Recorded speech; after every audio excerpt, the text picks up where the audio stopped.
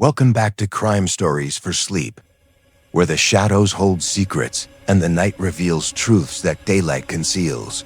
Tonight, we're exploring the experiences of people who found themselves alone in the darkness, isolated from help, and confronted with situations that challenged their understanding of reality. Turn off your lights, put on your headphones, and join me as we explore 5 disturbing true stories of people who found themselves alone at night, facing experiences that would change their understanding of what lurks in the darkness forever. Story 1. The Night Photographer. Amanda Chun had been working as a freelance photographer for 8 years, specializing in nighttime urban landscapes and architectural photography. Her work required her to be out alone during the late evening and early morning hours, capturing the way cities transform when most residents are asleep and the artificial lighting creates dramatic shadows and moods that are impossible to achieve during daylight. Amanda particularly enjoyed photographing abandoned buildings and industrial areas that took on an entirely different character at night.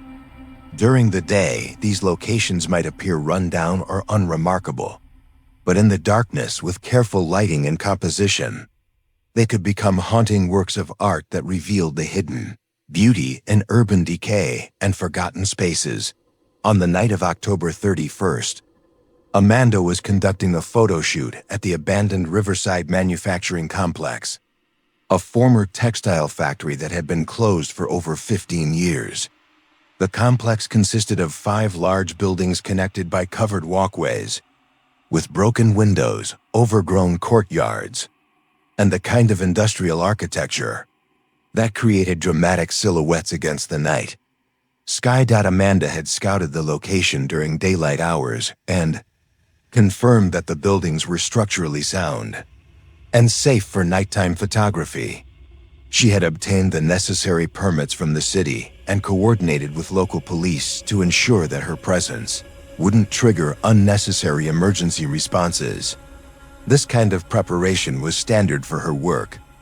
Professional photography in abandoned locations required careful planning and attention to safety protocols. Amanda arrived at the Riverside complex at 11 p.m., carrying her professional camera equipment, portable lighting gear, and emergency communication devices. The complex was located in an industrial area that was completely deserted during nighttime hours, which made it perfect for photography, but also meant that Amanda would be completely alone for several hours. Amanda began her photo shoot in the main manufacturing building, a 4-story structure with large windows and interior spaces that had once housed dozens of textile machines. The building's interior was empty except for some remaining industrial equipment and debris from years of abandonment. But the architectural features, high ceilings, steel support beams, and geometric patterns created by window frames provided excellent photographic subjects. For the first 2 hours, Amanda's work proceeded normally. She moved through the building methodically, setting up shots, adjusting lighting, and capturing images that would later be processed into the kind of artistic urban landscape photography that had built her professional reputation. The building was quiet except for the sounds of wind moving through broken windows and the occasional settling noise that old structures make during temperature changes. It was around 1:15 a.m. when Amanda first noticed something unusual. As she was setting up a shot in what had been the main production floor, she heard what sounded like machinery operating somewhere else in the building. This was concerning because the building had been without power for over a decade, and there was no way that any equipment could be functioning. Amanda paused her photography and listened carefully. The sounds were definitely mechanical, the rhythmic operation of what seemed to be textile machines, the kind of industrial noise that would have filled the building during its operational years. But the sounds were coming from a different floor, and Amanda knew that there was no electrical power in the building. Amanda decided to investigate the source of the mechanical sounds. She gathered her equipment and made her way to the second floor, where the noise seemed to be originating. As she climbed the staircase, the sounds became louder and more distinct, definitely textile machinery, operating at full production capacity. When Amanda reached the second floor, she found something that challenged everything she thought she knew about abandoned buildings and the nature of industrial spaces. The floor was fully operational, with dozens of textile machines running at full speed, operated by workers who appeared to be from several decades earlier. The workers were dressed in clothing from the 1950s and 1960s, men in work shirts and suspenders, women in simple dresses with their hair styled in period-appropriate fashions. They were operating the textile machines with the efficiency and skill of experienced industrial workers, producing fabric and textiles exactly as the factory would have operated during its peak production years. Amanda stood in the doorway, watching the impossible scene unfold before her. The machinery was loud, the workers were focused on their tasks, and the production floor was filled with the kind of industrial activity that should have been impossible in a building that had been abandoned for 15 years. One of the workers, a woman in her 40s wearing a floral dress and work apron, noticed Amanda standing in the doorway. She walked over with a friendly smile and had to speak loudly over the noise of the machinery. "Are you the new photographer? Management said someone would be coming to document our production capabilities for the company newsletter." Amanda was confused by the woman's assumption that she was there in some official capacity, but she decided to play along while trying to understand what she was experiencing. "Yes, I'm here to take photographs. What kind of textiles are you producing?" The woman's face lit up with pride. "We're working on a special order for military uniforms. It's important work. Our boys overseas need the best equipment we can provide. We've been working extra shifts to meet the delivery deadlines." Amanda realized that the woman was speaking as if it was still the 1940s or 1950s, when the factory would have been producing textiles for military contracts during World War II or the Korean War. But it was currently 2023, and the factory had been closed since the early 2000s. "What year do you think this is?" Amanda asked carefully. The woman looked puzzled by the question. "It's 1943, of course. Why do you ask?"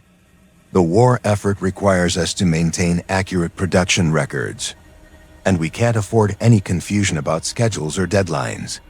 Amanda spent the next hour photographing the phantom textile production, capturing images of workers and machinery that shouldn't have existed. The workers were friendly and cooperative, posing for photographs and explaining their production processes with the kind of detailed knowledge that comes from years of industrial experience. But as Amanda reviewed the images on her camera's digital display, she discovered something disturbing. The photograph showed empty production floors with abandoned machinery covered in dust and debris. There were no workers, no operating equipment, no signs of industrial activity.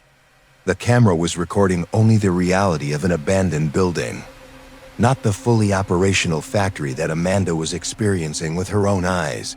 Amanda tried different camera settings, different lenses, and different lighting configurations, but the results were always the same. Her equipment recorded an empty, abandoned building while she continued to see and hear a fully operational textile factory with dozens of workers producing military uniforms for a war that had ended nearly 80 years earlier. As 4 a.m. approached, Amanda noticed that the factory activity was beginning to slow down. Workers were cleaning their stations, shutting down their machines, and preparing to end their shifts. The woman who had first spoken to Amanda approached her again. "Thank you for documenting our work. It's important that people understand the contribution we're making to the war effort. Our production numbers have been exceptional this quarter, and we're proud to support our troops overseas." Amanda watched as the workers completed their shift-ending procedures and began walking toward exits that Amanda knew led to areas of the building that were structurally unsafe.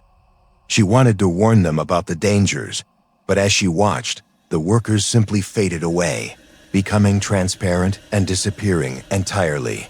Within 15 minutes, the building was quiet again.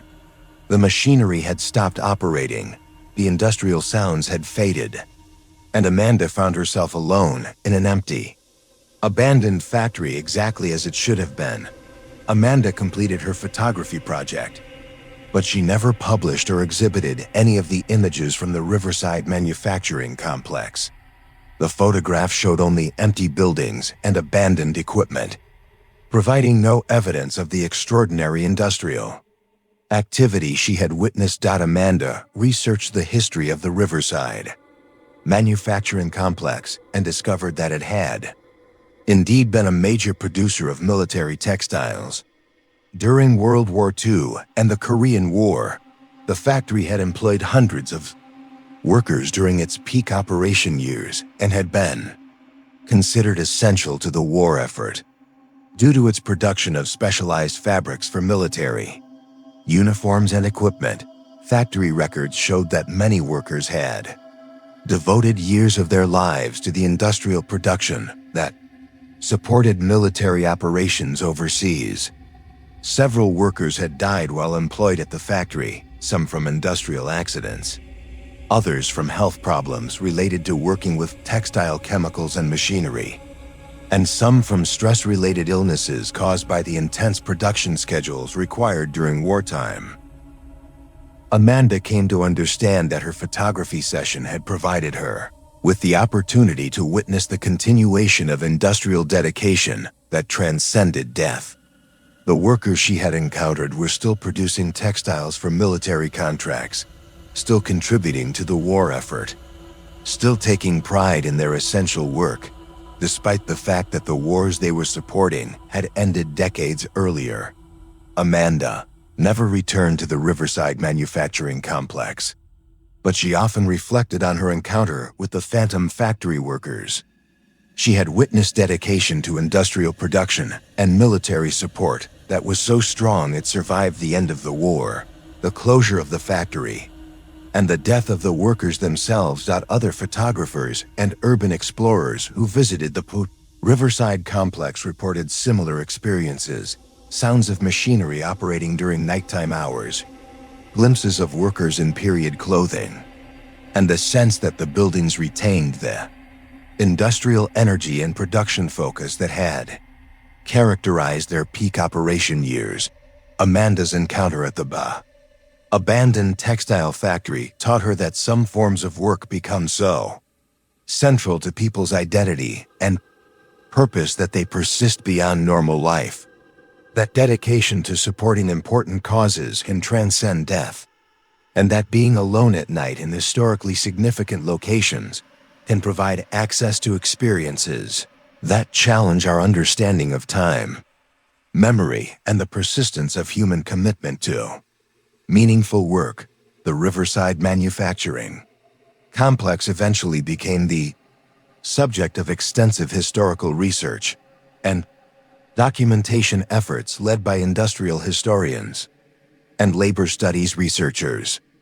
Amanda's encounter with the phantom factory workers inspired academic investigation into the role of textile production during wartime and the experiences of workers who had devoted their careers to supporting military operations through industrial production. The workers at Riverside Manufacturing Complex represented millions of Americans who contributed to the war effort through industrial production. One labor historian observed, "Their dedication to producing essential materials for military operations was as important as the contributions of soldiers overseas. It makes sense that such powerful commitment to serving their country would persist beyond normal physical limitations."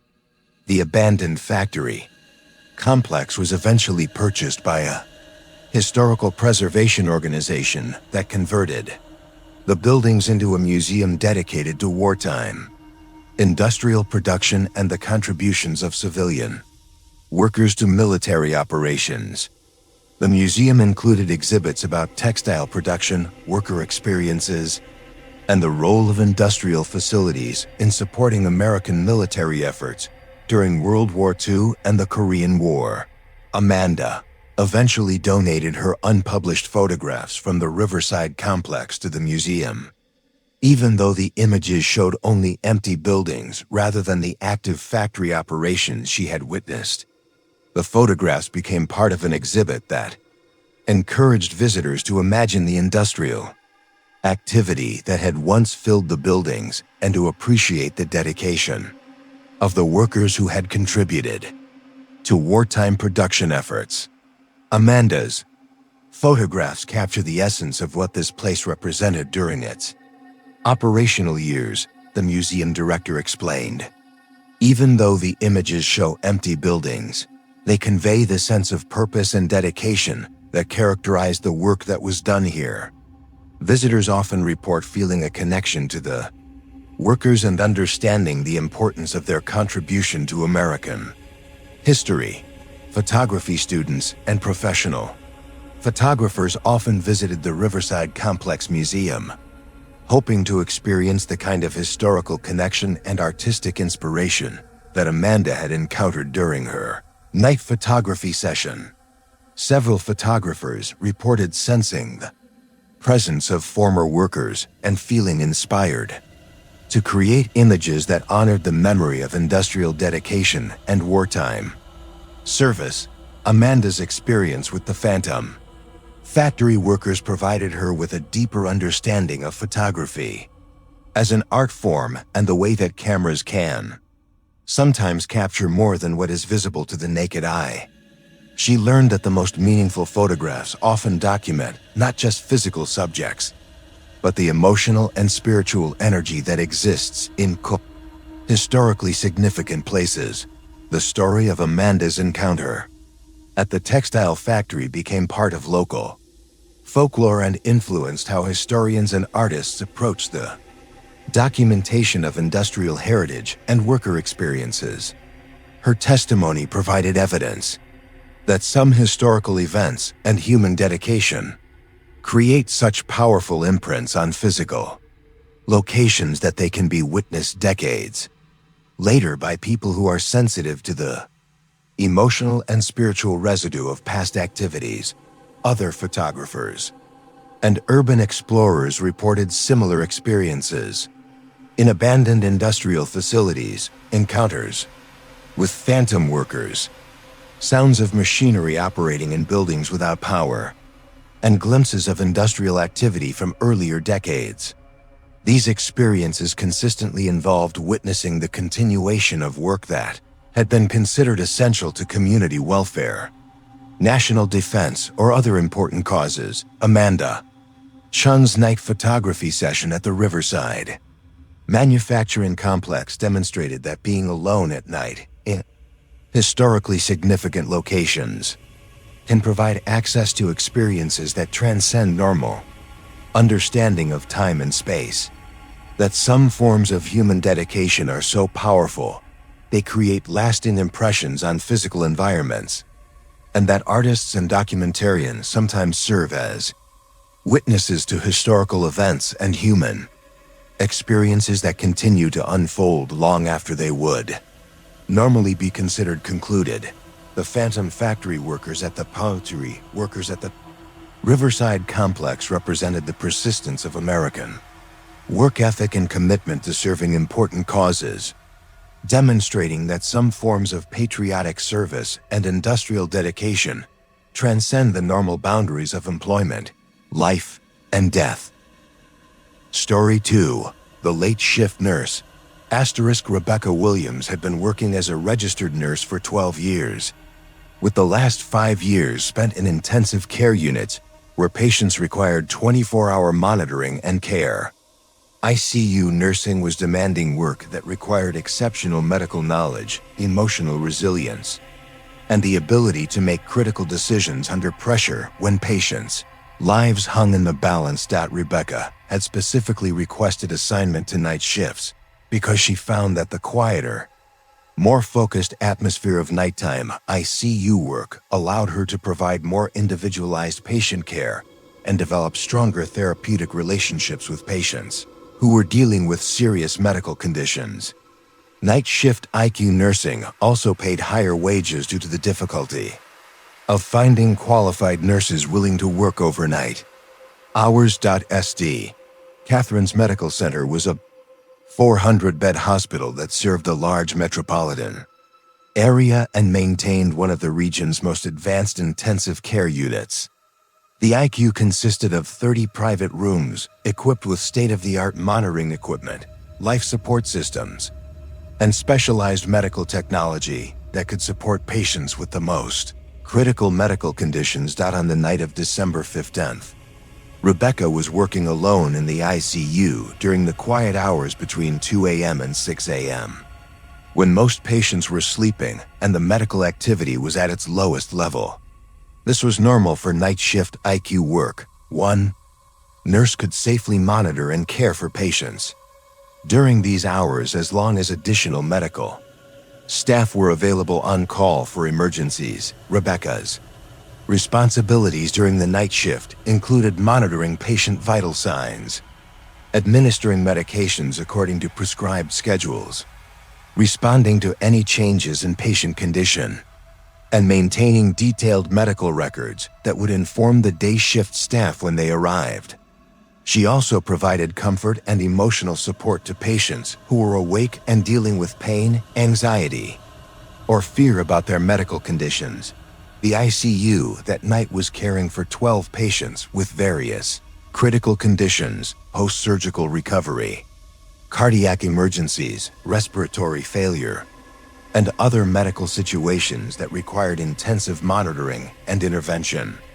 Most of the patients were sedated or sleeping, and the unit was quiet except for the sounds of medical equipment and monitoring devices. It was around 3:30 a.m. when Rebecca noticed something unusual. As she was making her routine rounds to check on patients, she observed that room 15 showed signs of recent medical activity. The bed appeared to have been recently occupied. Medical equipment showed recent usage, and there were indications that a patient had been receiving intensive care within the past few hours. This was concerning because room 15 was supposed to be empty. According to the ICU census and patient tracking system, room 15 had not been occupied for several days and was cleaned and ready for the next patient admission. Rebecca checked her patient assignment sheets and confirmed that she was responsible for 12 patients in rooms 1 through 12 and rooms 16 through 20. Room 15 was not on her assignment list. Rebecca entered room 15 to investigate. The room showed clear signs of recent patient care. The bed was unmade as if someone had just been moved. Medical equipment was activated and displaying readings, and there were fresh medical supplies and medications on the bedside table. The room looked exactly as if a critical care patient had just been transferred to surgery or another unit. But according to all hospital records and communication systems, room 15 was empty and had been for several days. Rebecca checked the ICU computer system, which tracked all patient admissions, discharges, transfers, and room assignments in real time. The system showed room 15 as unoccupied and available for new admissions. She called the hospital's patient registration department to verify the room status, and they confirmed that room 15 had no current patient assignment. Confused but thorough, Rebecca decided to review the medical equipment in room 15 to understand what might have caused the appearance of recent patient activity.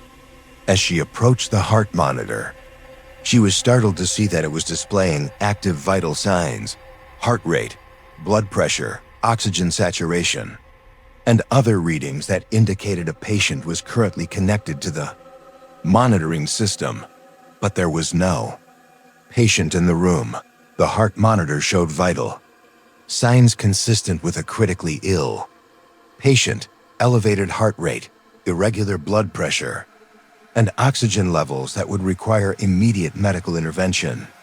The readings were fluctuating in real time, exactly as they would if a patient in critical condition was connected to the monitoring equipment. Rebecca examined the monitoring equipment carefully and found that all the sensors and leads were properly connected, but they were attached to empty air rather than a patient. The equipment was receiving vital sign data from someone who wasn't physically present in the room. Rebecca immediately called Dr. Martinez, the attending physician on call for the ICU, to report the unusual situation. "Doctor, this is Rebecca in ICU. I need you to come look at room 15. Monitoring equipment is displaying active vital signs for a patient who isn't there." Dr. Martinez arrived within 10 minutes and examined the situation with Rebecca. He confirmed that the monitoring equipment was functioning properly and displaying real-time vital signs, but there was no visible patient connected to the system. "This is medically impossible," Dr. Martinez said. "Monitoring equipment can't generate vital sign data without a patient connected to the sensors." As they watched the monitor, the vital signs began to deteriorate rapidly. Heart rate became irregular, blood pressure dropped dangerously low, and oxygen saturation fell to critical levels. The equipment began triggering medical alarms that would normally require immediate emergency intervention. Rebecca's medical training kicked in, and she began preparing emergency medications and equipment to respond to the cardiac crisis that the monitors indicated was occurring. But there was no patient to treat, no physical person who needed the medical intervention. That the situation appeared to require. Dr. Martinez was equally perplexed. "Everything I'm seeing on these monitors tells me that a patient is dying right now and needs immediate medical intervention. But there's no one here to help." The vital signs on the monitor continued to decline until they showed the flat lines that indicated cardiac and respiratory failure. The medical alarms fell silent, and the room suddenly felt completely empty in a way that it hadn't moments earlier. Rebecca and Dr. Martinez stood in the quiet room, trying to process what they had just experienced. They had witnessed the apparent death of a patient who existed only on medical monitoring equipment, someone they couldn't see or help despite having all the medical knowledge and equipment necessary to provide life-saving care. Dr. Martinez researched the history of Room 15 and discovered something that helped explain their experience. Over the past 5 years, Room 15 had been the site of several patient deaths from cardiac and respiratory failure. The room had developed a reputation among ICU staff as being unlucky or difficult, and some nurses had requested not to be assigned patients in that room. Room 15 has seen more than its share of critical patients who couldn't be saved despite our best medical efforts. Dr. Martinez explained to Rebecca, "It's possible that we witnessed some kind of replay or echo of those medical emergencies." Rebecca continued working night shifts in the ICU, but she approached Room 15 differently from that night forward. On several occasions, she observed signs of phantom patient activity, medical equipment showing readings for patients who weren't there, sounds of medical emergencies from empty rooms, and the sense that critical medical situations were occurring just outside her field of vision. Rebecca learned to respond to these phantom medical emergencies with the same professionalism and care that she brought to her work with living patients. She would check the equipment, document the readings, and provide whatever comfort and support was possible for patients she couldn't see but who seemed to be continuing to struggle with medical conditions that death had been unable to resolve. The IQ at St. Catherine's Medical Center developed protocols for handling Room 15's unusual activity. Staff were trained to treat phantom patient episodes with respect and professionalism, to document any equipment anomalies, and to understand that some medical situations transcend the normal boundaries of life and death. Rebecca's experience in Room 15 taught her that some patients' medical struggles continue beyond death. that the dedication of medical professionals to saving lives can create connections with patients that persist even when physical intervention is no longer possible, and that being alone with critically ill patients during night shifts can provide access to aspects of medical care that challenge conventional understanding of healing, recovery, and the relationship between medical science and human consciousness. Other ICU nurses reported similar experiences in room 15 and other areas of the hospital where patients had died despite intensive medical intervention. The encounters were never frightening or disruptive. They represented the continuation of medical struggles and the persistence of patients' will to survive even beyond the limitations of physical existence. Rebecca came to see her phantom patient encounters as reminders of the importance of her medical work and the profound responsibility that comes with caring for people during their most vulnerable moments. The patients she couldn't see but could detect through medical equipment represented the countless individuals who had fought for their lives in ICU rooms, some successfully and others not, but all deserving of the highest quality medical care and human compassion that nurses like Rebecca were committed to providing. The ICU at St. Catherine's Medical Center eventually developed specialized protocols for room 15 and other areas where phantom patient activity was reported. These protocols emphasized treating all medical emergencies with full professional attention, whether the patients were physically visible or not, and documenting all equipment readings and responses according to standard medical procedures. We've learned that some medical situations transcend our current understanding of life and death. Dr. Martinez explained to new ICU staff during orientation sessions.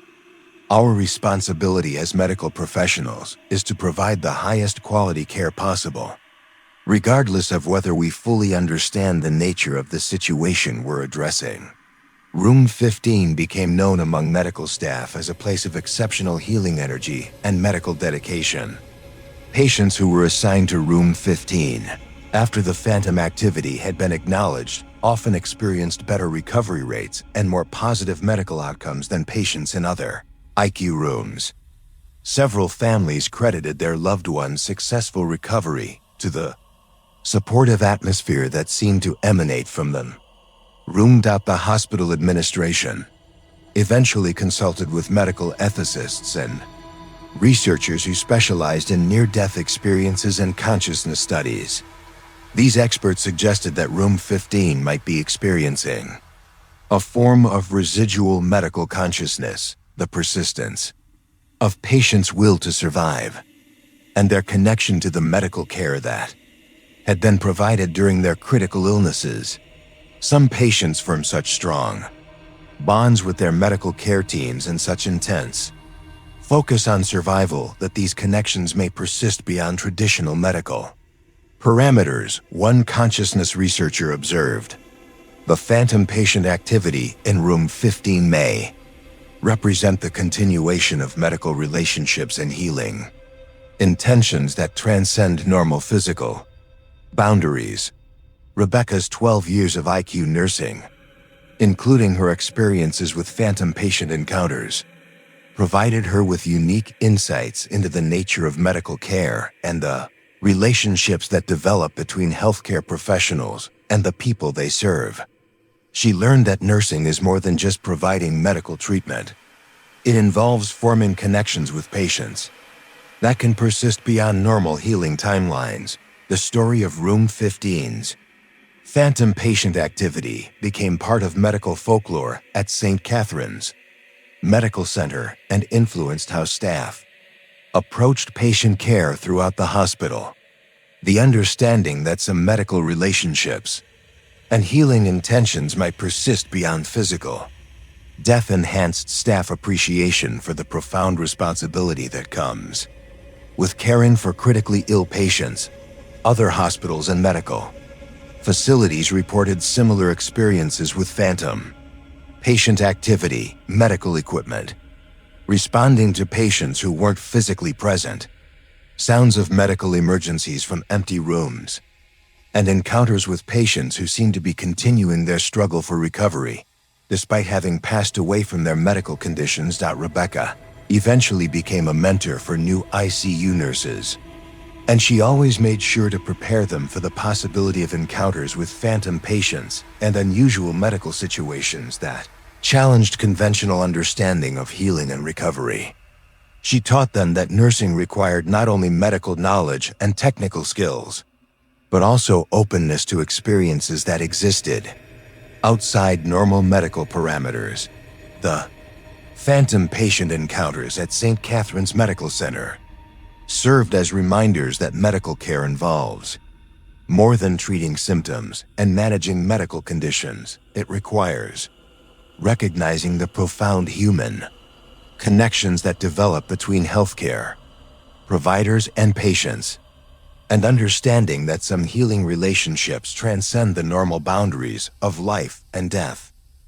Story 3: The Midnight Security Guard. David Park had been working security at Eastside Community College for 7 years, primarily assigned to night shift duties that required him to patrol the campus and ensure the safety of buildings, equipment, and any students or staff who remained on campus during overnight hours.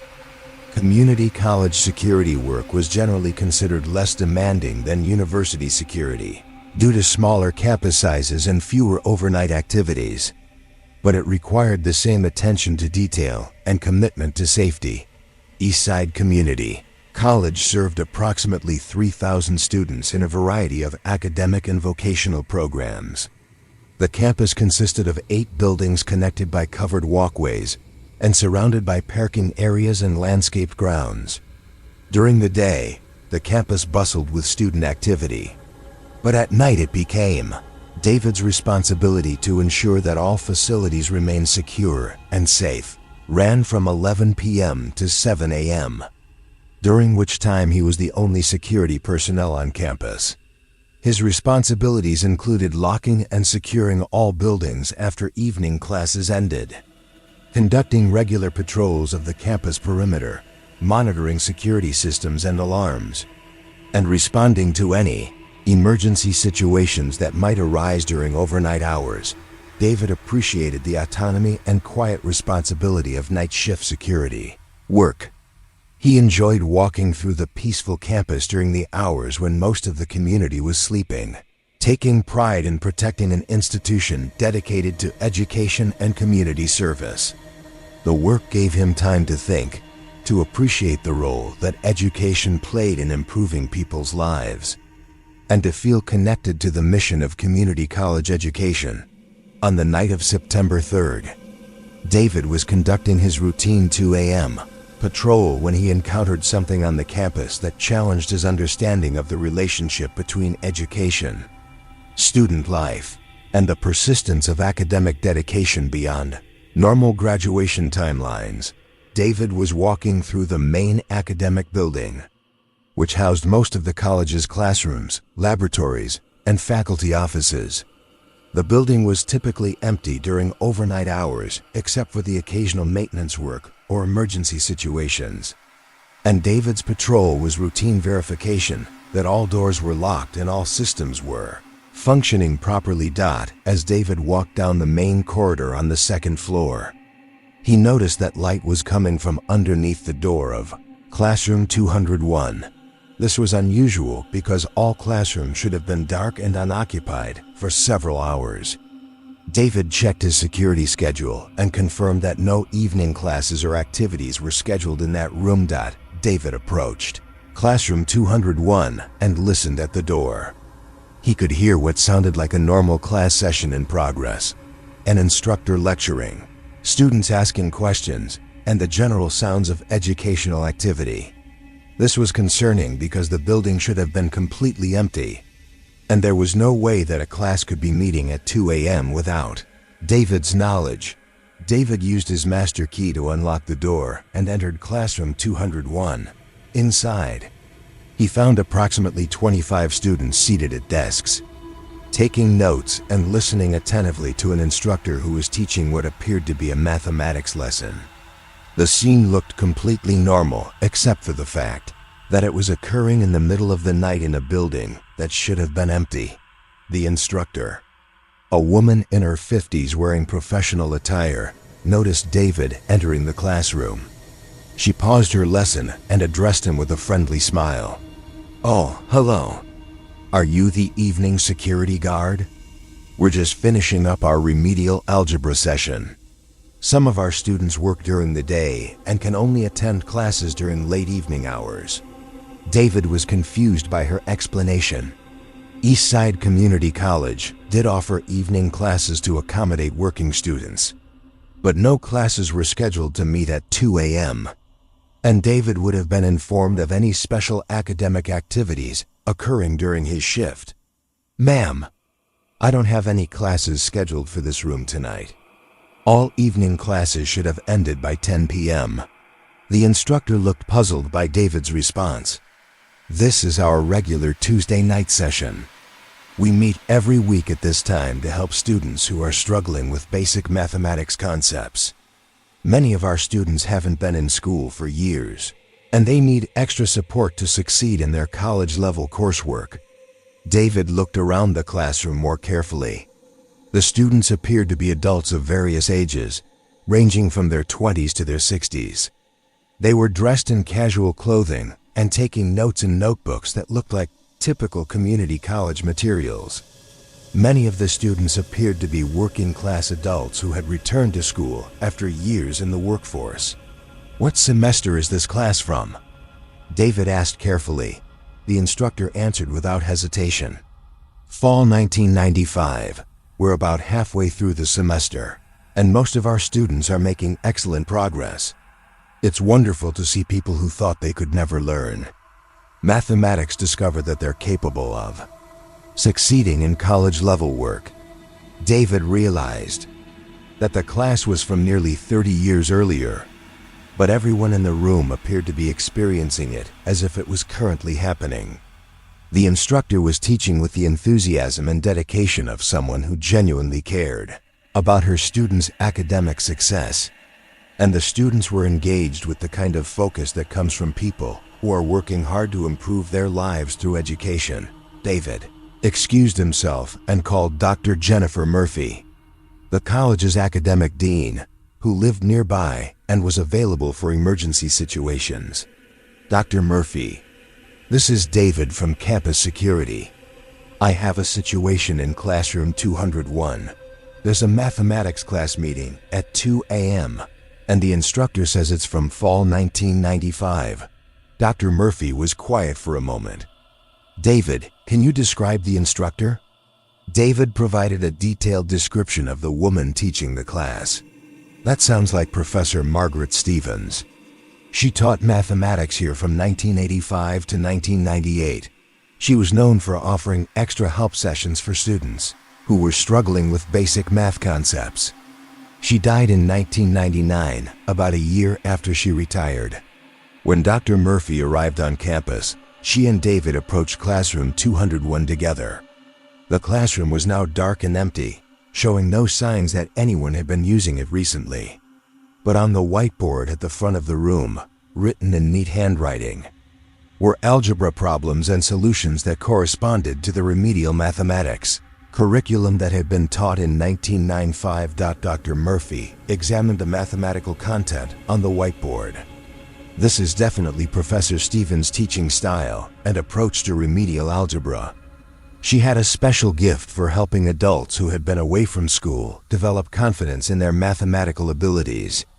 Dr. Murphy shared what she knew about Professor Stevens and her teaching philosophy.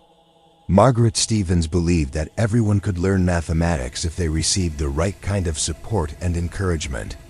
She regularly stayed late to help students who were struggling, and she often held informal study sessions for adults who were returning to school after years in the workforce. Professor Stevens understood that many community college students faced challenges that traditional college students didn't experience. They had jobs, families, and financial pressures that made their education more difficult. She was committed to ensuring that no student failed her classes simply because they needed extra help or more time to understand mathematical concepts. David continued working night shift security at Eastside Community College, but he approached classroom 201 differently from that night forward. On several occasions, usually around 2 a.m. on Tuesday nights, he would hear sounds of a class in session coming from the room. David learned to simply walk past the classroom when he heard these phantom study sessions, allowing Professor Stevens to continue her teaching without interference. David researched the outcomes of Professor Stevens' remedial mathematics students and discovered that many of them had gone on to complete their associate degrees and transfer to four-year universities. Several had become teachers themselves.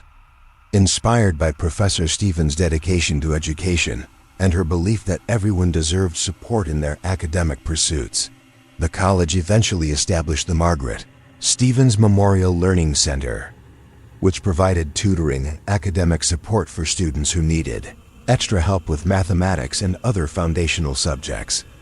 The center operated during evening hours to accommodate working students, continuing the mission that Professor Stevens had pursued during her teaching career. David came to see his encounters with Professor Stevens' phantom classroom as reminders of the transformative power of education and the dedication required to help adult learners succeed in their academic goals. Professor Stevens was still teaching, still helping students who needed extra support, still ensuring that working adults had access to the educational opportunities that could change their lives. Other security guards and maintenance staff reported similar encounters with Professor Stevens. Evening study sessions, always in classroom 201, always focused on helping students who were struggling with mathematics. The encounters were never disruptive or concerning. They represented the continuation of educational mission and teaching dedication that transcended death. David's experience with the phantom mathematics class taught him that some forms of teaching dedication are so strong they survive retirement and death. That commitment to student success can persist beyond normal career timelines, and that being alone on a college campus at night can provide access to educational energy and academic dedication that continues regardless of institutional schedules or physical limitations. The Margaret Stevens Memorial Learning Center became a model for community college academic support programs throughout the state.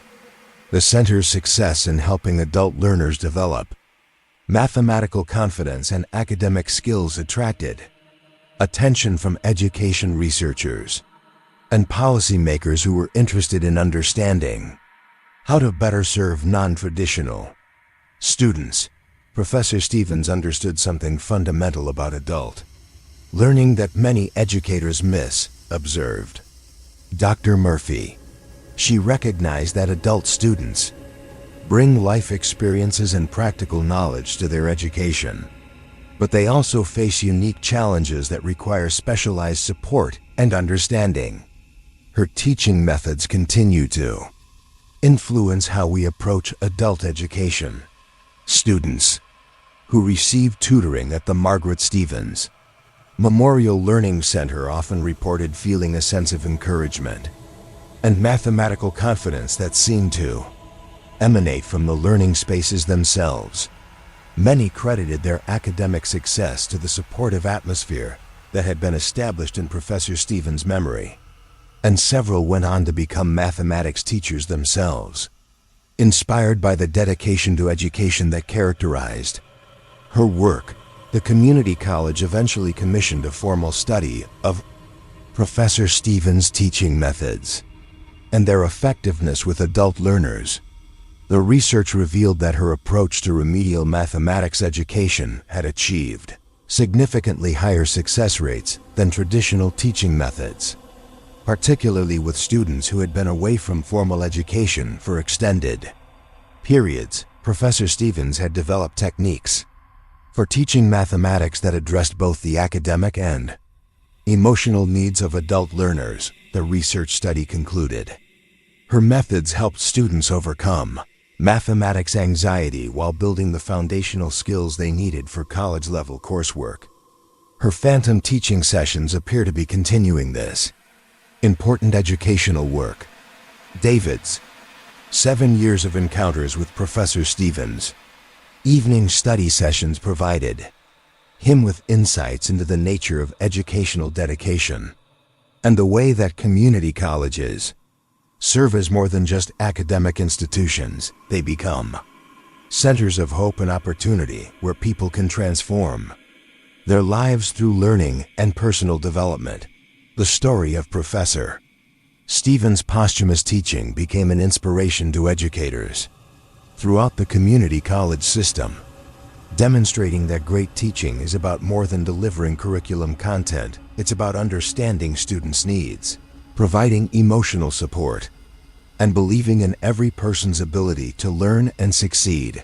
Current mathematics instructors at Eastside Community College often requested opportunities to teach in Classroom 201, hoping to benefit from the educational energy and teaching wisdom that seemed to persist in the space where Professor Stevens had conducted her most important work. Several instructors credited their time in that classroom with helping them develop more effective teaching methods and deeper understanding of how to support struggling students. Other community colleges reported similar encounters with dedicated educators who seemed unable to abandon their teaching missions despite the end of their careers or their lives.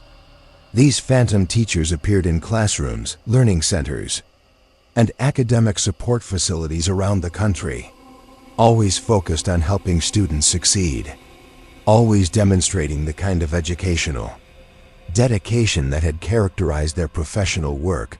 David Park's experience with Professor Stevens' phantom classroom taught him that community colleges serve sacred spaces where people pursue their dreams of education and self-improvement, where dedicated educators continue their mission of helping others achieve their academic goals, and where the commitment to learning and teaching represents some of the most noble aspects of human nature. The phantom evening study sessions in Classroom 201 continued to occur regularly, always focused on helping students who needed extra support with mathematics, always reflecting Professor Stevens' belief that everyone deserved encouragement and assistance in their pursuit of education. Her continuing presence ensured that Eastside Community College remained committed to its mission of serving adult learners and providing the kind of supportive educational environment that could change people's lives. The Learning Center, named in Professor Stevens' honor, became one of the most successful academic support programs in the community college system, helping thousands of students develop the mathematical skills and academic confidence they needed to succeed in their educational goals. David often reflected that Professor Stevens' posthumous teaching sessions had inspired a legacy of educational support that continued to benefit students decades after her death. Story 4. The Overnight Librarian. Sarah Martinez had been working as a librarian for 15 years, with the last 8 years spent in the reference department of the Central Public Library's main branch. Public library work during evening hours was different from daytime library service. Fewer patrons, more time for research assistance, and opportunities to help people with complex information needs that required extended consultation and multiple resources. Sarah had volunteered to work the overnight shift from 10 p.m. to 6 a.m. because she enjoyed the quiet, focused atmosphere of library service during hours when the most serious researchers and dedicated students came to use library resources. The overnight shift also allowed her to work on special projects like catalog organization, collection development, and research guides that were difficult to complete during busy daytime hours. The Central Public Library was a magnificent building that had served the community for over a century. The reference department was located on the second floor and housed the library's most Valuable research collections, historical documents, rare books, academic databases, and specialized reference materials that supported serious scholarly research and historical investigation. On the night of November 28th, Sarah was working alone in the reference department when she encountered something that challenged her understanding of the relationship between knowledge, research, and the persistence of intellectual curiosity.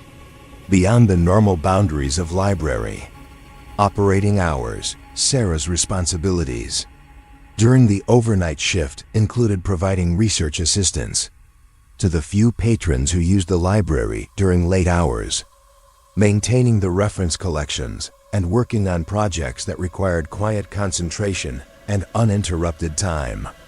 The library building was secure and monitored by security systems, but Sarah was often the only staff member in the building during the quietest hours of the night. It was around 1:45 a.m. when Sarah noticed something unusual. As she was working on a catalog project at the reference desk, she heard sounds of research activity coming from the historical archives section. Pages turning, books being moved, the soft sounds of someone conducting serious scholarly research. This was concerning because the historical archives were closed to public access during overnight hours, and only authorized researchers with special appointments were allowed to use those materials. Sarah checked her schedule and confirmed that no researchers had appointments for overnight access to the archives. Sarah approached the historical archives section to investigate. As she got closer, she could hear more distinct sounds of research activity, someone moving through the collection systematically, examining documents and taking notes. The sounds indicated serious scholarly work being conducted by someone with extensive knowledge of historical research methods. When Sarah entered the archive section, she found an elderly man in a tweed jacket sitting at one of the research tables, surrounded by historical documents and books. He was taking detailed notes in a leather-bound notebook and appeared to be conducting the kind of comprehensive historical research that required extensive knowledge of archival materials and research methodologies. Man appeared to be in his 70s, with white hair and wire-rimmed glasses. His clothing suggested an academic background, and his research methods indicated professional-level historical scholarship. He was completely absorbed in his work and didn't notice Sarah's approach until she spoke. "Excuse me, the archives are closed during overnight hours. You'll need to schedule an appointment during regular hours to access these materials." The man looked up from his research with a friendly smile. "Oh, I apologize for the confusion. I'm Professor William Harrison from the University History Department. I have ongoing research privileges for this collection, and I often work during evening hours when the archives are quieter and I can focus without interruption." Sarah was familiar with most of the researchers who had privileges to access the historical archives, and she had never heard of Professor Harrison. More importantly, the archives required advanced scheduling even for authorized researchers, and no one was supposed to have access during overnight hours without special permission from library administration. "Professor Harrison, I'll need to verify your research authorization. What university are you affiliated with?" The professor answered without hesitation. "State University, History Department. I'm working on a comprehensive study of local industrial development during the early 20th century. These archives contain primary source materials that are essential to my research." Sarah checked the library's researcher database and found no record of Professor William Harrison having current access privileges. She also called State University's after-hours information line and learned that there was no Professor Harrison currently employed in the History Department. "Professor, I can't find your authorization in our system. I'll need to contact library administration to verify your access privileges." Professor Harrison looked concerned but understanding. "Of course, you need to follow proper procedures. Perhaps there's been an administrative oversight. I've been working with these materials for so long that I sometimes forget about bureaucratic requirements. Sarah examined the historical documents that Professor Harrison was using. They were indeed materials related to early 20th century industrial development, and his research notes demonstrated sophisticated understanding of historical analysis and archival research methods. The professor was clearly conducting legitimate scholarly research using proper academic protocols, but according to library records, Professor Harrison didn't exist. Sarah called Dr. Patricia Chun, the head librarian, to report the situation and seek guidance on how to handle a researcher who appeared to be conducting authorized work but had no record in the library's access system.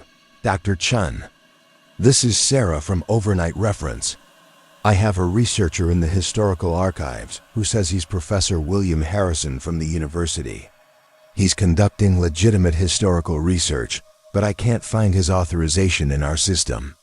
Dr. Chun was quiet for a moment. "Sarah, Professor William Harrison was indeed a history professor who used our archives extensively from the 1960s through the 1980s. He was one of our most dedicated researchers and made significant contributions to local historical scholarship. But he died in 1989, over 30 years ago." Sarah felt a chill. Dr. Chun, I'm looking right at him. He's conducting serious historical research and taking detailed notes. Can you describe what he's researching? Sarah provided details about Professor Harrison's research focus and the materials he was using. That's exactly the kind of work Professor Harrison was conducting when he died. He was working on a comprehensive history of local industrial development, but he died of a heart attack in the archives before he could complete the project. He was found at his research table, surrounded by the same materials you're describing. When Dr. Chun arrived at the library, she and Sarah approached the historical archives together. Professor Harrison was no longer at the research table, and the archival materials had been properly returned to their storage locations. But on the research table, written in careful academic handwriting, were several pages of historical analysis that demonstrated sophisticated understanding of industrial development and primary source research. Dr. Chun examined the handwritten research notes. This is definitely Professor Harrison's handwriting and analytical style. He was brilliant, one of the most thorough and dedicated historical researchers I've ever known. Dr. Chun shared what she knew about Professor Harrison's research and his connection to the library. William Harrison spent almost every evening in these archives for over 20 years. He was passionate about preserving and understanding local history, and he believed that historical research was essential to helping communities understand their identity and development. He was working on what he considered his masterwork.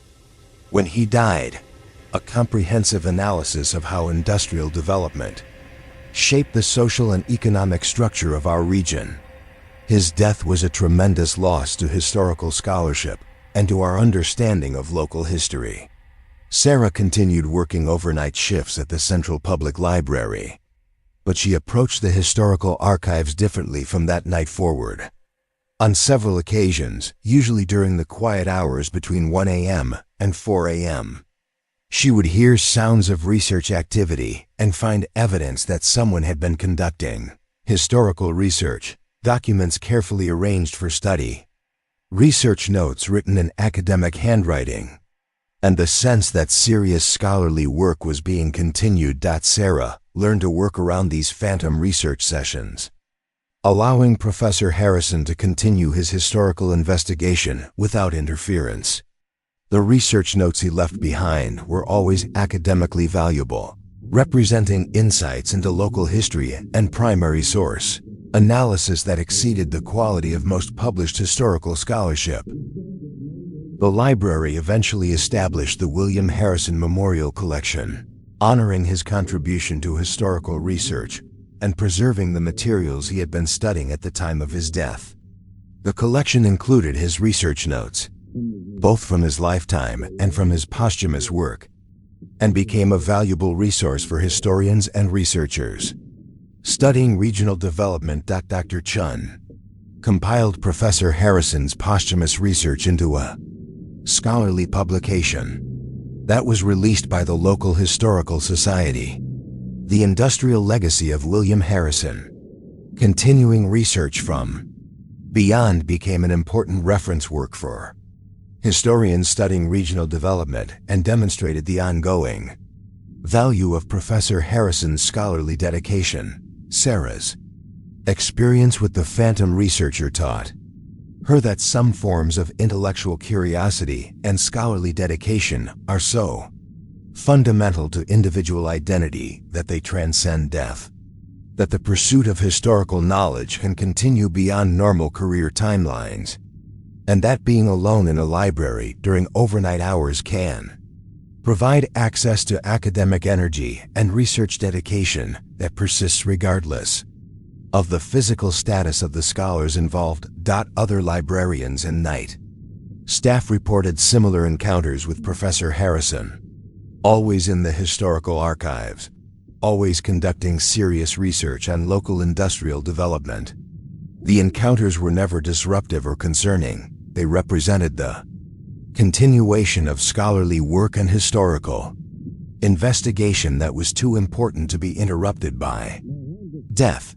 Sarah's years of observing Professor Harrison's continuing research provided her with insights into the nature of academic dedication and the way that libraries serve as more than just repositories of information. They become sacred spaces where the pursuit of knowledge and understanding continues regardless of the normal limitations of human existence.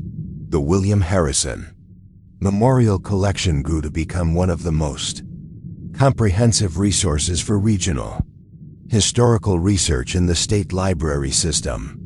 Historians from universities across the region traveled to the Central Public Library to access Professor Harrison's research materials and to benefit from the ongoing scholarship that seemed to emanate from the historical archives.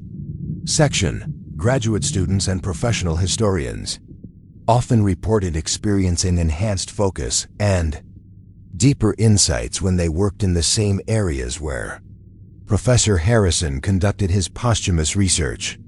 Several breakthrough historical discoveries were attributed to research leads that appeared mysteriously in the archives, as if Professor Harrison was continuing to guide and support the work of living historians.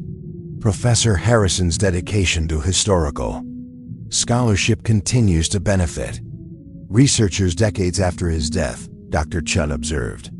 The research environment in our historical archives has become more productive and inspiring since his posthumous work began.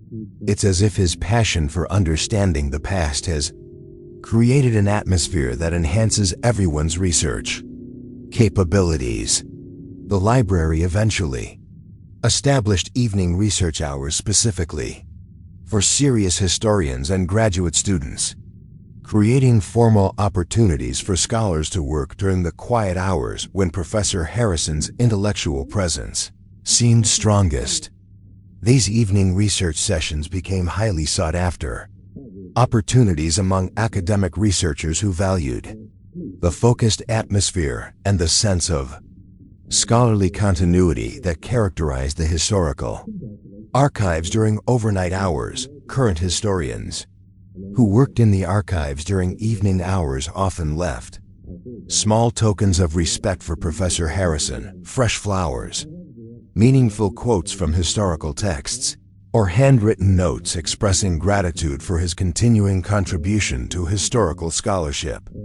These gestures reflected the academic community's recognition that Professor Harrison's work continued to benefit historical research and deserved acknowledgement and appreciation. Sarah's encounter with Professor Harrison's phantom research taught her that some forms of intellectual curiosity are so fundamental to human identity that they transcend death, that the pursuit of historical truth can continue beyond normal academic careers. and that libraries serve as more than repositories of information. They become temples of learning, where the quest for knowledge persists, regardless of the physical status of the researchers. Story of Professor Harrison's posthumous scholarship became an inspiration to historians and librarians throughout the region, demonstrating that academic dedication and the pursuit of historical understanding represent some of the highest forms of human activity. His continuing presence in the Central Public Library archives served as a reminder that the search for truth and the preservation of historical knowledge are missions that deserve support and respect, whether they occur within normal academic careers or extend into realms that challenge conventional understanding of intellectual pursuit. Other librarians and researchers reported similar encounters with dedicated scholars who seemed unable to abandon their research projects despite the ultimate limitation of death.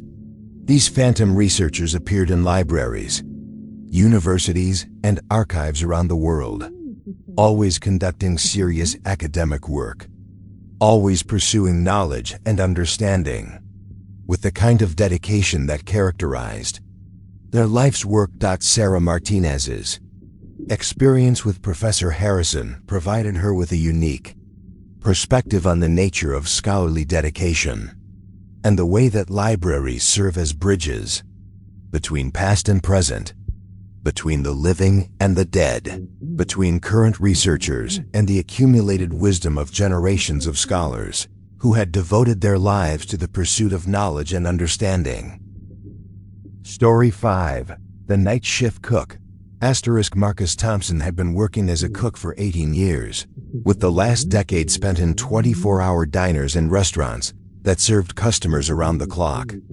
Late-night cooking required different skills from daytime restaurant work, the ability to work alone or with minimal staff, expertise in preparing comfort food for people working unusual hours, and the stamina to maintain food quality and safety standards during long, solitary shifts. Marcus currently worked at Mel's All-Night Diner, a classic American diner that had been serving the community for over 40 years. The diner was located on a major highway and attracted a diverse clientele: truck drivers, night shift workers, insomniacs, and people traveling through the area who needed a meal. During the overnight hours when most restaurants were closed, Mel's Diner was the kind of establishment that represented the best traditions of American diner culture: simple, honest food served by people who took pride in their work and understood the important role that 24-hour diners played in serving people who worked and lived outside normal business hours. Marcus appreciated being part of this tradition and took pride in providing quality meals for people who depended on the diner for reliable service during late-night hours. On the night of February 8th, Marcus was working the overnight shift alone, serving the steady trickle of customers who came to Mel's Diner between midnight and 6 a.m. This was normal for overnight diner operations. One cook could handle the typical volume of late-night customers while maintaining the food quality and service standards that regular customers expected. Marcus's responsibilities during the overnight shift included preparing meals from the full diner menu, maintaining food safety and sanitation standards, managing inventory and food preparation, and providing the kind of friendly, reliable service that made Mel's Diner a favorite destination for people who needed a good meal during unusual hours. The diner's kitchen was compact but well-equipped, with commercial-grade cooking equipment, refrigeration systems, and food storage areas that allowed Marcus to prepare any item from the extensive menu. The dining area seated 40 customers and featured the classic diner design: booths with red vinyl seats, a long counter with stools, and the kind of atmosphere that made people feel welcome regardless of what time they arrived or what unusual circumstances had brought them to the diner. It was around 3:20 a.m. when Marcus noticed something unusual. As he was preparing an order for a truck driver who was taking his mandatory rest break, Marcus heard sounds of cooking activity coming from the prep kitchen area behind the main cooking line. This was concerning because Marcus was working alone and there should be no one else in the kitchen. The sounds were definitely culinary in nature: chopping, stirring, the sizzle of food being cooked on a grill. Marcus could also smell cooking food, but it wasn't coming from his own cooking station, where he was preparing the truck driver's order. Marcus completed the order he was working on and went to investigate the source of the additional cooking activity. When he entered the prep kitchen area, he found something that challenged everything he thought he knew about diner operations and the dedication of restaurant workers to their craft. The prep kitchen was fully operational, with several cooks working at different stations to prepare food for what appeared to be a busy dinner rush. The cooks were dressed in classic diner uniforms, white aprons, paper hats, and the kind of practical work clothing that restaurant workers had worn for decades. They were preparing typical diner fare: burgers, fries, breakfast items, and comfort food with the skill and efficiency of experienced restaurant professionals. Marcus watched the impossible scene for several minutes. The phantom cooking staff was operating at full capacity, preparing orders, calling out instructions to each other, and maintaining the kind of coordinated kitchen teamwork that characterized busy restaurant operations. The food they were preparing looked and smelled authentic, and their cooking techniques demonstrated years of professional experience. One of the cooks, a man in his 40s wearing the chef's hat and appearing to be the kitchen supervisor, noticed Marcus watching from the doorway. He approached with a friendly smile and had to speak over the sounds of busy kitchen operations. "Hey there, you must be the new night cook. Welcome to Mel's. We're having a busy night, but this crew can handle any volume. Once you learn our systems and recipes, you'll fit right in." Marcus was confused by the man's assumption that he was new to Mel's diner. "I've been working here for 3 years. I'm the regular night shift cook." The supervisor looked puzzled. 3 years? "I've been running the night kitchen here since 1975, and I know all the regular staff." "Are you sure you've been working here that long?" Marcus realized that the supervisor was speaking as if it was still the 1970s or early 1980s, when Mel's diner would have been in its prime and operating with a full kitchen staff during all shifts. But it was currently 2023, and the diner had been operating with minimal staffing for years due to changes in the restaurant industry and customer traffic patterns. "What year do you think this is?" Marcus asked carefully. The supervisor answered without hesitation. "It's 1978, of course. We're coming up on our busiest season. Summer brings a lot of highway traffic, and we need to be prepared for the increased customer volume." Marcus spent the next hour observing the phantom kitchen staff as they prepared food and managed operations exactly as a busy diner kitchen would have operated during its peak years.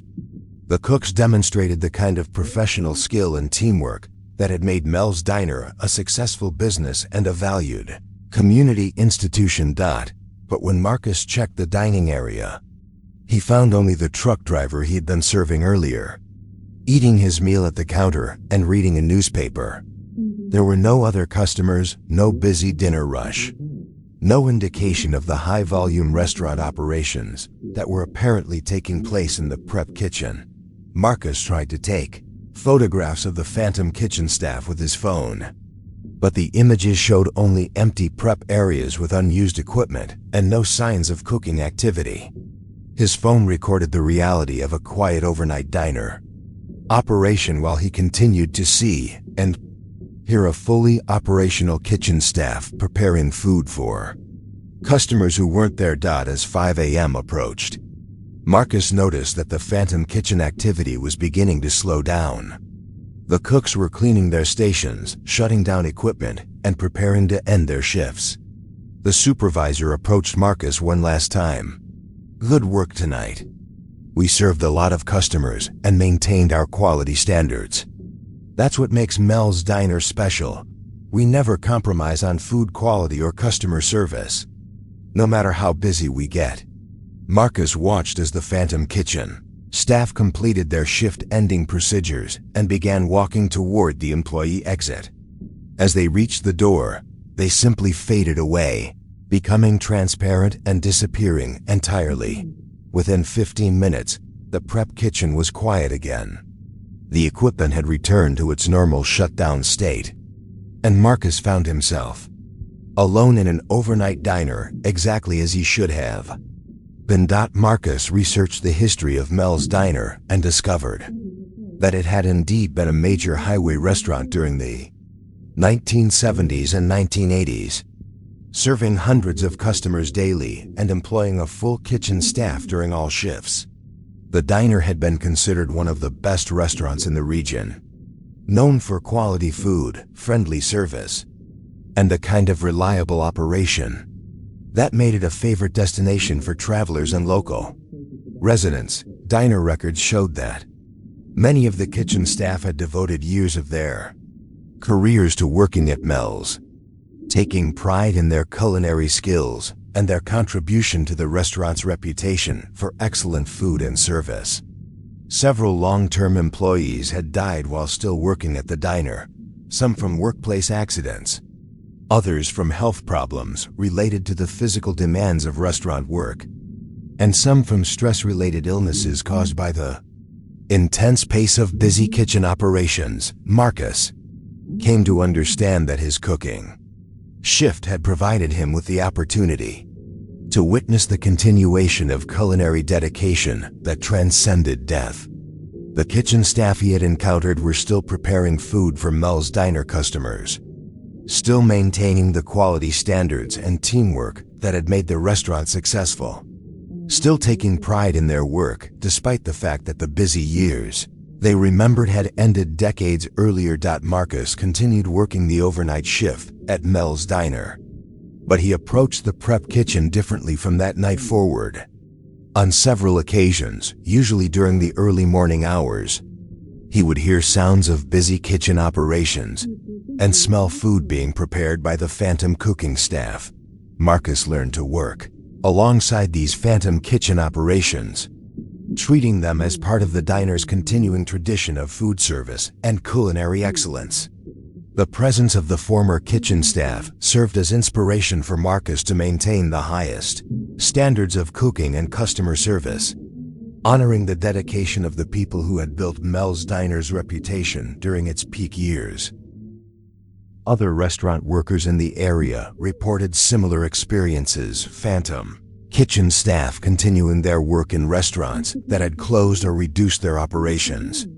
The sounds of busy cooking during quiet hours and encounters with dedicated food service workers who seemed unable to end their shifts despite the passage of years or decades. Other restaurant workers in the area reported similar experiences. Phantom kitchen staff continuing their work in restaurants that had closed or reduced their operations. The sounds of busy cooking during quiet hours and encounters with dedicated food service workers who seemed unable to end their shifts despite the passage of years or decades. The Phantom kitchen staff at Mel's Diner became part of local restaurant industry folklore, representing the dedication and pride that characterized American diner culture during its golden age. Current restaurant workers often visited Mel's during quiet hours, hoping to witness the legendary cooking staff that continued to maintain traditions of professional food service and culinary excellence. The diner eventually established a memorial wall honoring the kitchen staff who had built Mel's reputation during the 1970s and 1980s. The memorial included photographs of former employees, descriptions of their contributions to the restaurant's success, and recognition of the culinary traditions they had established and maintained. The people who worked here during our peak years understood that cooking is more than just a job. Current owner of Mel's Diner observed, It's a craft that requires skill, dedication, and pride in serving others. Their commitment to excellence continues to inspire our current staff and reminds us of the standards we need to maintain. Marcus's encounter with the Phantom kitchen staff provided him with a deeper understanding of restaurant work and the way that food service can become a calling that transcends normal employment relationships. He learned that some cooks and restaurant workers become so identified with their culinary mission and their commitment to serving customers that their professional dedication persists beyond death. Prep Kitchen at Mel's Diner became known among restaurant professionals as a place of exceptional culinary energy and inspiration, where current cooks reported feeling motivated to achieve higher standards of food preparation and customer service. Several young cooks credited their time working at Mel's with teaching them the importance of professional pride and dedication to culinary craftsmanship. Marcus eventually became the head cook at Mel's Diner, and he made sure that new employees understood the restaurant's history and the tradition of excellence that had been established by the Phantom Kitchen staff. He taught them that working at Mel's meant continuing a legacy of food service that had been built by people who viewed cooking as a form of art and customer service as a sacred responsibility. The Phantom cooking operations at Mel's Diner represented the persistence of American diner culture and the dedication of food service workers who had devoted their careers to providing quality meals for people who needed reliable service during all hours of the day and night. Their continuing presence ensured that Mel's Diner remained connected to its traditions of culinary excellence and customer service. Even as the restaurant industry changed around them, Marcus often reflected on his encounter with the Phantom Kitchen staff and concluded that some forms of professional dedication are so fundamental to individual identity that they survive death itself. The cooks who continued to work at Mel's Diner after their deaths represented the best aspects of American work ethic, pride in craftsmanship, commitment to serving others, and the understanding that some jobs become callings that define who we are and what we contribute to our communities. For people who worked night shifts and found themselves alone during the quiet hours when most of the world slept, Marcus's experience at Mel's Diner provided reassurance that dedication and professional pride could survive any challenge, including death, and that the traditions of excellent work and service to others represented some of the most enduring aspects of human nature. The 5 stories we've shared tonight represent just a glimpse into the experiences of people who find themselves alone in the darkness, whether by choice, circumstance, or professional necessity. Each of these encounters demonstrates that being alone at night can provide access to experiences that challenge our understanding of reality, time, and the persistence of human dedication beyond death. Amanda Chun learned that historical sites retain the energy and purpose of the people who once worked there, that some forms of patriotic service and industrial dedication transcend normal physical limitations. Rebecca Williams discovered that medical care involves relationships between healthcare providers and patients that can persist beyond traditional healing timelines. David Park witnessed the continuation of educational mission and teaching dedication that survives retirement and death. Sarah Martinez encountered academic pursuit and scholarly dedication that continues beyond normal career boundaries. Marcus Thompson experienced the persistence of culinary craftsmanship and restaurant service that transcends business operations and employment changes.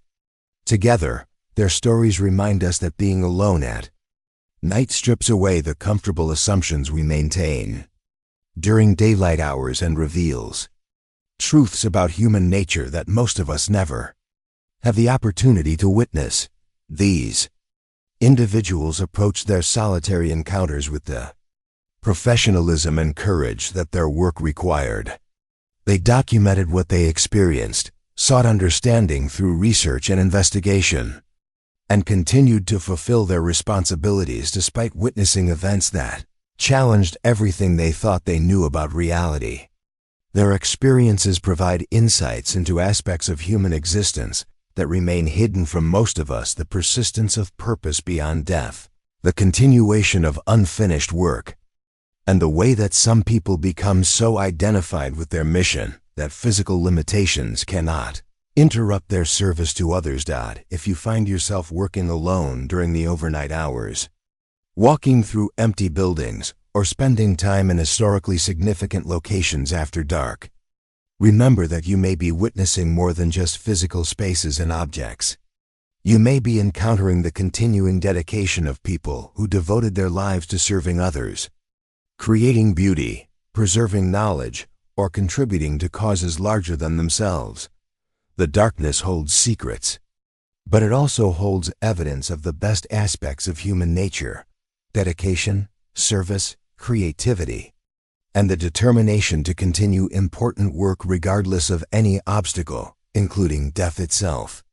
Being alone at night is not just a circumstance to be endured, but an opportunity to witness the persistence of human purpose and the continuation of missions that transcend the normal boundaries of life and employment. These stories also remind us that the people who work during overnight hours, security guards, nurses, janitors, cooks, and others who maintain our institutions while most of us sleep, serve as witnesses to experiences that the rest of us never encounter. They are the guardians of empty spaces, the protectors of abandoned places, and the keepers of historical sites during the hours when the barriers between past and present become thin. If you work alone at night, if you find yourself in empty buildings or deserted locations after dark, approach these experiences with respect and professionalism. You may be witnessing the continuation of important work, the persistence of human dedication, or the ongoing mission of people who became so identified with their purpose that death could not interrupt their service. The night reveals truths that daylight conceals. The darkness strips away illusion and reveals the reality of human dedication, the persistence of love and purpose, and the way that some people become eternal guardians of the causes they served during their lives.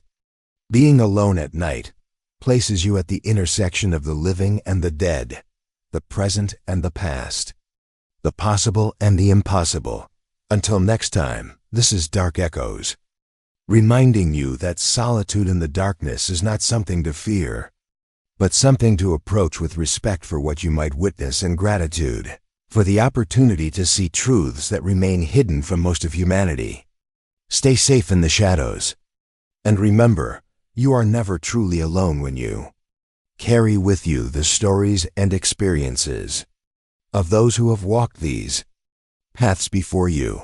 The experiences shared tonight represent a small fraction of the encounters reported by people who work alone during overnight hours or find themselves in empty buildings, abandoned locations, and historically significant sites after dark. Similar stories come from every profession and every type of location where human activity has left lasting impressions: hospitals and schools, factories and offices, restaurants and libraries, security posts and research facilities. The common thread connecting all these experiences is not the specific location or the nature of the work being performed, but the dedication of the people who witness these encounters and continue to fulfill their responsibilities despite confronting events that challenge their understanding of reality. These individuals serve as bridges between the world of the living and whatever exists beyond death, between current activities and historical events, between the possible and the impossible. Their stories remind us that being alone at night is more than just a work schedule or personal circumstance. It's an opportunity to witness aspects of human experience that remain invisible during daylight hours. The darkness reveals the persistence of human purpose, the continuation of unfinished work, and the way that dedication to serving others can transcend any limitation, including death itself, for those who must work alone during the overnight hours. These stories provide reassurance that your experiences, however unusual they may seem, are part of a larger pattern of human encounter with the mysterious and the impossible. You are not alone in witnessing the continuation of human dedication beyond normal boundaries, and your professionalism in handling these situations contributes to our collective understanding of what it means to be human. The night holds secrets, but it also holds evidence of the enduring power of human purpose, the persistence of love and service, and the way that some forms of dedication become eternal. Approach the darkness with respect, document what you experience, and remember that you are witnessing truths about human nature that most people never have the opportunity to see.